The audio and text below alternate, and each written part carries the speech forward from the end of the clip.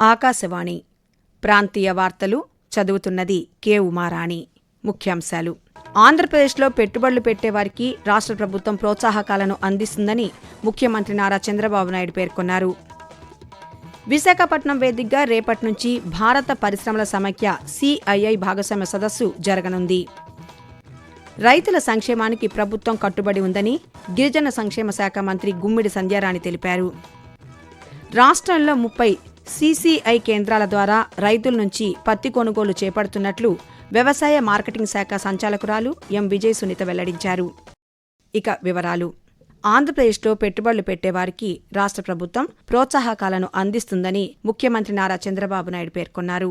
విశాఖపట్నంలో నిర్వహించిన India Europe business సమావేశంలో ఈ రోజు ఆయన పాల్గొని మాట్లాడుతూ సాంకేతిక రంగంలో కొత్త ఆవిష్కరణలను అందిపుచ్చుకుంటున్నట్లు చెప్పారు. రాష్ట్రంలో పోర్టులతో పాటు రైల్వే అనుసంధానానికి చర్యలు తీసుకుంటున్నామని, రవాణా రంగంలో పెద్ద ఎత్తున పోర్టులు నిర్మిస్తున్నామని ముఖ్యమంత్రి తెలియజేస్తూ, Now we are creating Space City so that anybody is having any interest in space, you can come and launch. Ready-made infrastructure is available in Andhra Pradesh. That is our strength now. We are having additional advantage of ports. 1,000 kilometers on east coast. Every 50 kilometers, that means 20 ports are going to come in Andhra Pradesh, that too on east coast, hub and spoke model. Within 1 hour time, anywhere you can reach airport, and then national, international connectivity we are establishing. నౌకాదళ కార్యకలాపాలకు రాష్ట్ర ప్రభుత్వం సంపూర్ణ సహకారం అందిస్తుందని ముఖ్యమంత్రి నారా చంద్రబాబు నాయుడు తెలిపారు.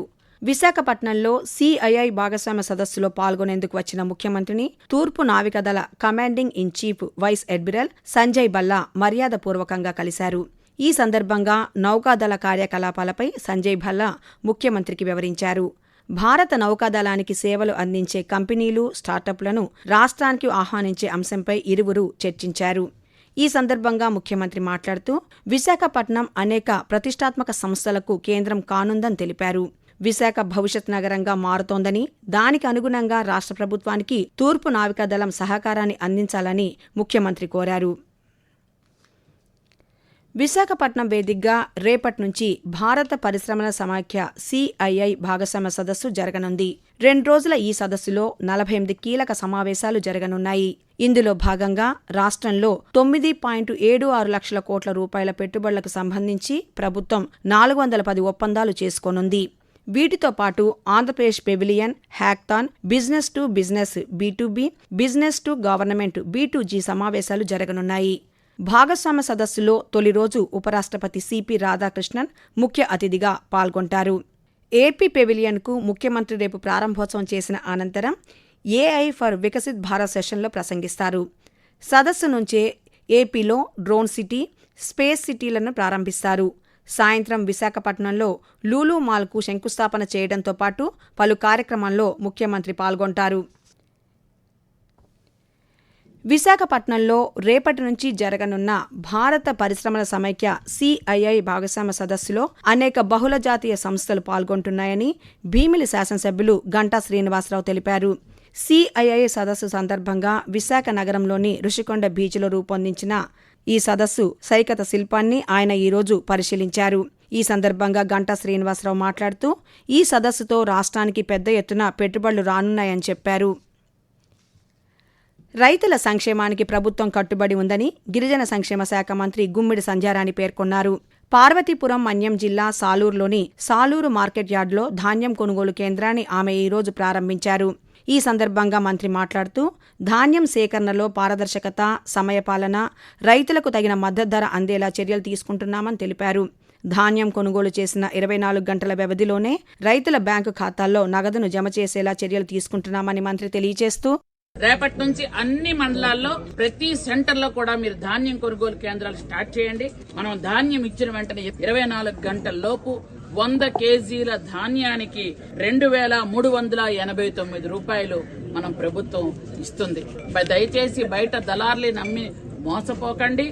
ఎవరికైనా ఇబ్బంది వస్తే టోల్ ఫ్రీ నెంబర్ కూడా ఒకటి పెట్టాం మనం, 1967 టోల్ ఫ్రీ నెంబరు. ఈ నెంబర్కి ఏ రైతైనా ఫోన్ చేసిన వెంటనే మీకు రెస్పాన్స్ ఉంటుంది. ఆకాశవాణి ప్రాంతీయ వార్తలు వింటున్నారు. రాష్ట్రంలో 30 కాటన్ కార్పొరేషన్ ఆఫ్ ఇండియా కేంద్రాల ద్వారా రైతుల నుంచి పత్తి కొనుగోలు చేపడుతున్నట్లు వ్యవసాయ మార్కెటింగ్ శాఖ సంచాలకురాలు ఎం. విజయ సునీత తెలిపారు.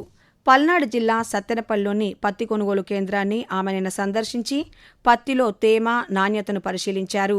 అనంతరం ఆమె పాత్రికేయులతో మాట్లాడుతూ పత్తిని విక్రయించేందుకు రైతులు తొలుత రైతు సేవా కేంద్రాల్లో కపాస్ కిసాన్ యాప్లో వివరాలు నమోదు చేసుకోవాలని సూచించారు.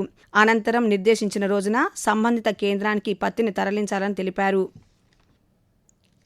ర్యాగింగ్ పేరుతో తోటి విద్యార్థి మనోభావాలను దెబ్బతీయటం సరికాదని తిరుపతి జిల్లా ఎస్పీ సుబ్బారాయుడు సూచించారు. తిరుపతిలోని శ్రీ వెంకటేశ్వర విశ్వవిద్యాలయంలో నిర్వహించిన యాంటీ ర్యాగింగ్ అవగాహన కార్యక్రమంలో ఆయన ఈరోజు పాల్గొని విద్యార్థులకు అవగాహన కల్పించారు. ఈ సందర్భంగా ఆయన మాట్లాడుతూ కొత్తగా వచ్చిన విద్యార్థులను భయపెట్టకుండా స్నేహపూర్వకంగా ఉండాల్సిన బాధ్యత ప్రతి సీనియర్ విద్యార్థిపై ఉందని అన్నారు. ర్యాగింగ్కు పాల్పడితే చట్టపరంగా కఠిన చర్యలు ఉంటాయని ఆయన పేర్కొంటూ రాష్ట్ర వ్యాప్తంగా కొన్ని సంఘటనలు జరగడం వల్ల రాష్ట్ర ప్రభుత్వం ఒక ప్రత్యేక చట్టాన్ని తీసుకురావడం జరిగింది. అందులో మనకి కేవలం యూనివర్సిటీకి వచ్చిన విద్యార్థులు కానీ లేదా మన క్లాస్కి వచ్చిన విద్యార్థులు కానీ పరిచయం చేసుకోవడం అనేది ఒక మంచి పరిణామం. అయినా ఆ పరిచయం అనేది అభిమానంతో కూడి ఉండాలి లేదా సపోర్టివ్గా ఉండాలి తప్ప దాన్ని వారి మనోభావాలు దెబ్బతీసే విధంగా అమర్యాదకరంగా ఉండడం ఇక్కడ సహించదు. అది చట్టరీత్యా నేరం. ఇంప్రిజన్మెంట్ వరకు ఉంది ఈ చట్టం. జనగణన 2027కు ముందస్తు ప్రణాళికలో భాగంగా సన్నాహక గణనను నిర్వహిస్తున్నామని జనాభా గణన డైరెక్టర్ జె. నివాస్ అన్నారు. జనగణన ప్రీ టెస్టింగ్లో భాగంగా ప్రకాశం జిల్లా పొదిలి నగర పంచాయతీ పరిధిలో నిర్వహిస్తున్న మొదటి దశ గణనను ఆయన నిన్న పరిశీలించారు. ఈ సందర్భంగా ఎన్యూమరేటర్లు, సూపర్వైజర్లతో నిర్వహించిన సమావేశంలో నివాస్ మాట్లాడుతూ సర్వేలో ప్రతి కుటుంబానికి సంబంధించిన గృహస్థితి, కుటుంబ యజమాని వివరాలు, త్రాగునీరు, మురుగునీటి పారుదల, మరుగుదొడ్ల వంటి సౌకర్యాలపై మొత్తం 34 ప్రశ్నలకు సంబంధించిన వివరాలు సేకరించాలని తెలిపారు. సేకరించిన వివరాలను మొబైల్ యాప్లో ఖచ్చితంగా నమోదు చేయాలని సూచించారు. ముఖ్యమంత్రి సహాయ నిధి ద్వారా వైద్య ఖర్చులకు రాష్ట్ర ప్రభుత్వం ఆర్థిక సహాయం అందిస్తోందని గిరిజన సంక్షేమ శాఖ మంత్రి గుమ్మిడి సంధ్యారాణి పేర్కొన్నారు.